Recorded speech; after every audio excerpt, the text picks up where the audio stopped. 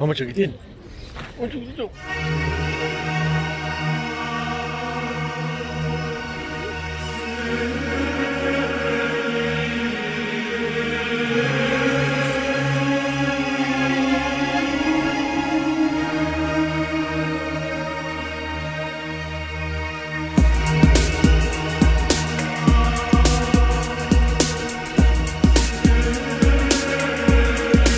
Aquí, en mi pulgarcito, chico, le doy un cacahuete y toma.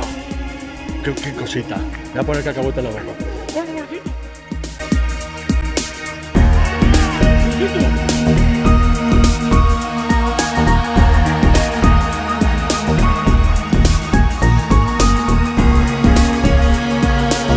Increíble.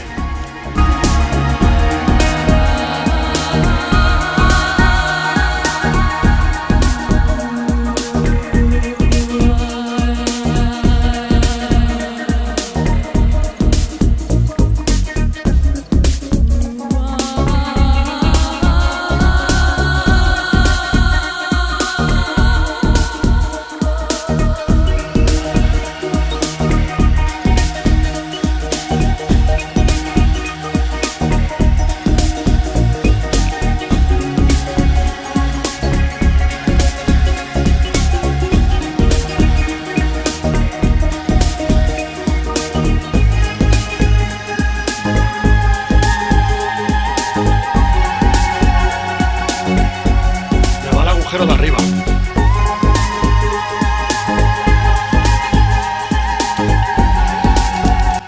Bueno, vamos a hacer un lance con Roy, que está en el... dos lances seguidos, están en el comedero.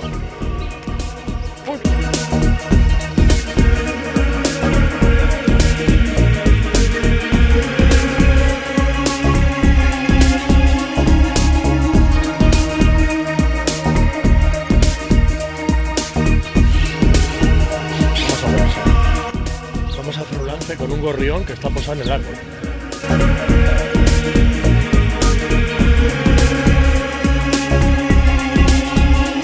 Te lo ha quitado, chiqui, te has adelantado. No, gorrión.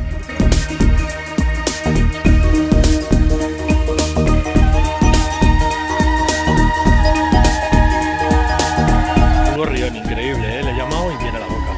Tenemos aquí a Roy, chiquitín, bonito, guapo. ¡Corre, cacahuete, corre!